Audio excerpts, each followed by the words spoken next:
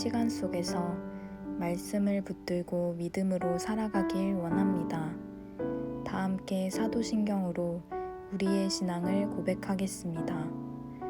전능하사 천지를 만드신 하나님 아버지를 내가 믿사오며 그 외아들 우리 주 예수 그리스도를 믿사오니 이는 성령으로 잉태하사 동정녀 마리아에게 나시고 본디오 빌라도에게 고난을 받으사 십자가에 못 박혀 죽으시고 장사한 지 사흘 만에 죽은 자 가운데서 다시 살아나시며 하늘에 오르사 전능하신 하나님 우편에 앉아 계시다가 저리로서 산자와 죽은 자를 심판하러 오시리라.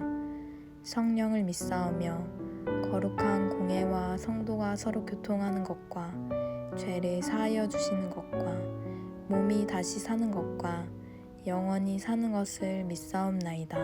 아멘.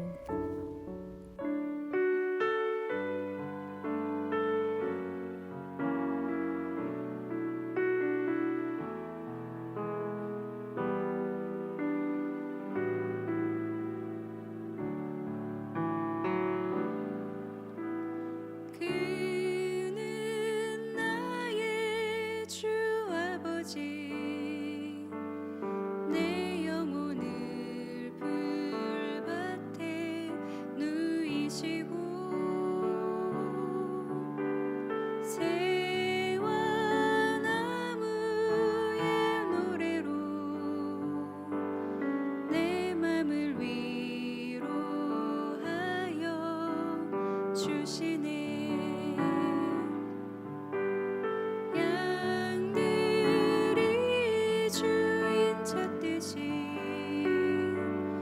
오직 한 분 목자인 내 주님을 내가 찾고 또 따르니 주 곁에 나를 메어 주소서. 주는 내 피난처 내 요새 되시니 내 피할 곳은 주뿐이네. 나 돌아갈래 본향 주의 집에서 내 주님 맞아 주시리. 양들이 주인 찾듯이 오직 한 분 목자인 내 주님을 내가 찾고 또 따르니 주 곁에 나를 메어 주소서. 주는 내 피난처 내 요새 되시니 내 피할 곳은 주뿐이네. 나 돌아갈래 본향 주의 집에서 내 주님 맞아 주시리. 오늘 우리가 함께 나눌 말씀은 예레미야 35장 1절부터 11절까지입니다. 유다의 요시아의 왕 아들 여호야김 때에 여호와께로부터 말씀이 예레미야에게 임하여 이르시되 너는 네갑 사람의 집에 가서 그들에게 말하고 그들을 여호와의 집 한 방으로 데려다가 포도주를 마시게 하라 하시니라. 이에 내가 하바사냐의 손자요 예레미야의 아들인 야사나와 그의 형제와 그의 모든 아들과 모든 네갑 사람들을 데리고 여호와의 집회에 이르러 익다라의 아들 하나님의 사람 한난의 아들들을 방에 들었는데 그 방은 고가늘의 방 곁이요 문 지키는 살롬의 아들 마아세야의 방 위더라. 내가 네갑 사람들의 후손들 앞에 포도주가 가득한 종지와 술잔을 놓고 마시라 고나매 그들이 이르되 우리는 포도주를 마시지 아니하겠노라. 레갑의 아들 우리 선조 요나답이 우리에게 명령하여 이르기를 너희와 너희 자손은 영원히 포도주를 마시지 말며 너희가 집도 짓지 말며 파종도 하지 말며 포도원을 소유하지도 말고 너희는 평생 동안 장막에 살아라.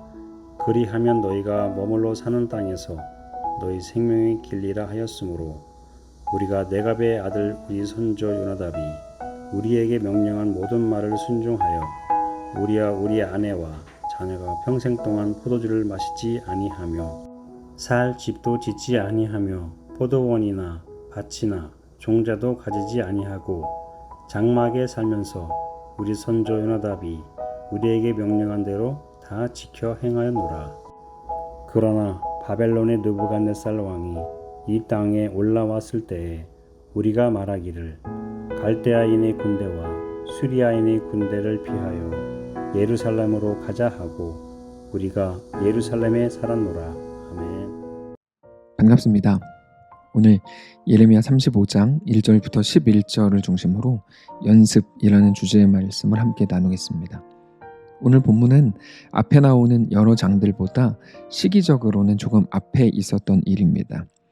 앞의 장은 유다의 마지막 왕인 시드기야 왕 때 있었던 일이지만 오늘 본문은 여호야김이라고 되어 있기 때문에 시대적으로는 조금 앞에 있는 일입니다. 1절을 보시면 유다의 요시야 왕의 아들 여호야김 때 여호와께로부터 말씀이 예레미야에게 임하여 이르시되 자, 근데 조금 특이한 말씀을 주십니다. 2절인데요. 너는 레갑 사람들의 집에 가서 그들에게 말하고 그들을 여호와의 집 한 방으로 데려다가 포도주를 마시게 하라 하시니라. 자, 하나님께서 레갑 사람들을 데려가서 포도주를 마시게 하라고 말씀을 하십니다. 이 레갑 사람들이 누구인가 하면 이스라엘의 다른 가문들과는 달리 늘 신앙을 하나님 앞에서 잘 경건하게 구별하여 지켰던 사람들입니다. 레갑 사람들은 원래 겐 족속이었습니다. 겐 족속 중에서도 이스라엘 땅에 정착해서 살았던 모세의 처남이었던 호밥의 후손들입니다. 이 호밥에 대해서는 사사기에 모세의 장인이라고 번역되어 있는데 사실은 모세의 처남입니다. 이게 처남과 장인이 자음은 같고 모음은 다르기 때문에 성경 사본의 기록 과정에서 그렇게 실수하는 부분들이 종종 있습니다. 현대인의 성경에서는 제대로 번역이 되어 있습니다. 자, 어쨌든 그 후손들 중에서 특히 요나답은 그 시대의 모든 백성들에게까지 아주 경건하기로 인정받는 유명한 사람이었습니다. 근데 그 요나답이 자기의 후손들에게 신앙적으로 잘 지키라고 당부했던 원칙들이 유언으로 남아 있었습니다. 이게 두 가지인데 먼저는 나시린의 율법을 따라서 포도주를 마시지 못하게 한 겁니다. 일반 사람들은 포도주를 마시는데 그 이유는 즐겁고 싶기 때문입니다. 그런데 세상에서 즐거움의 이유를 찾기보다 하나님 안에서 즐거움을 찾으라는 거죠. 그게 요나답이 첫 번째로 했던 유언입니다. 그리고 두 번째 유언은 너희는 집을 짓거나 땅을 사지 마라. 그리고 대신 장막에 살아라. 이것이었습니다. 그렇게 집을 통해서 자연스럽게 편안함을 거부하는 훈련을 하게 하는 겁니다. 근데 천막에서 살아간다는 게 결코 쉽지 않죠. 그러나 그들은 요나답의 유언대로 그렇게 했고 그 결과 더 많이 건강했고 더 많이 장수했습니다. 근데 오늘 본문을 보면 예레미야가 레갑 사람들에게 가서 그것들에 대한 도전을 합니다. 그러나 그들은 예레미야의 권면에 대해서 거부합니다. 5절부터 보시면 내가 레갑 사람들의 후손들 앞에 포도주가 가득한 종지와 술잔을 놓고 마시라 권하매 그들이 이르되 우리는 포도주를 마시지 아니하겠노라. 레갑의 아들 우리 선조 요나답이 우리에게 명령하여 이르기를 너희와 너희 자손은 영원히 포도주를 마시지 말며 너희가 집도 짓지 말고 파종도 하지 말고 포도원을 소유하지도 말고 너희는 평생 동안 장막에 살아라.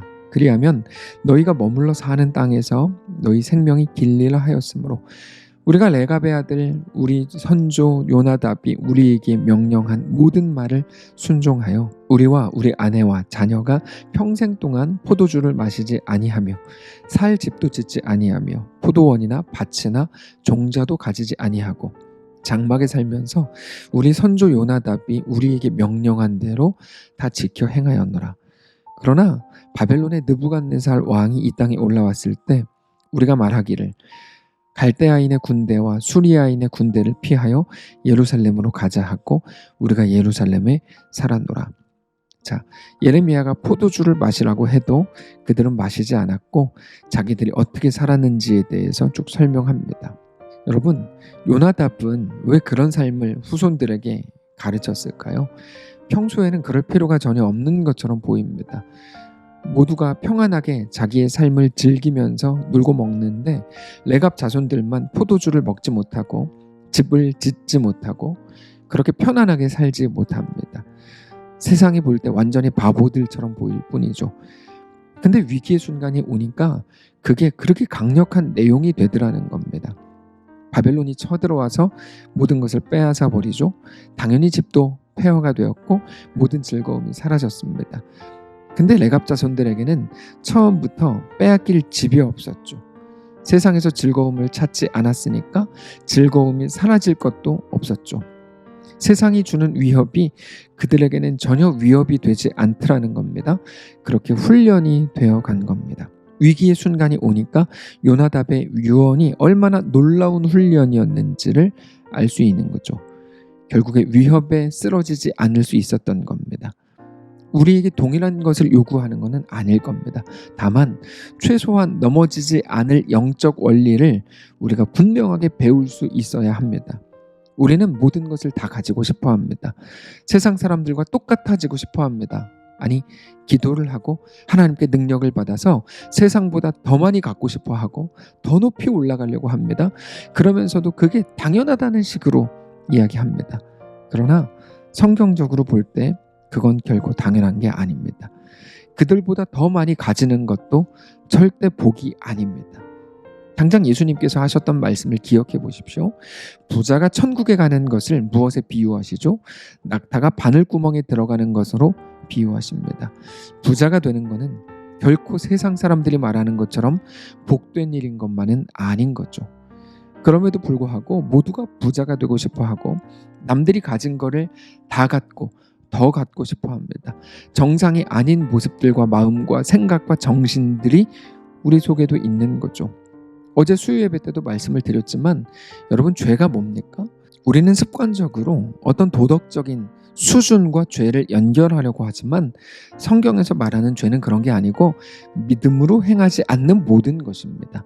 믿음으로 행하지 않는다는 말이 무슨 말이냐면 믿음으로 잘 행하죠, 평소에. 그러다가 어느 순간이 되면 하나님을 믿지 않는 모습이 나타나는 거예요. 하나님을 믿지 못하게 되는 겁니다. 근데 믿음은 연습이고 훈련이거든요. 믿음은 절대로 그냥 한 번에 잘하지 않습니다.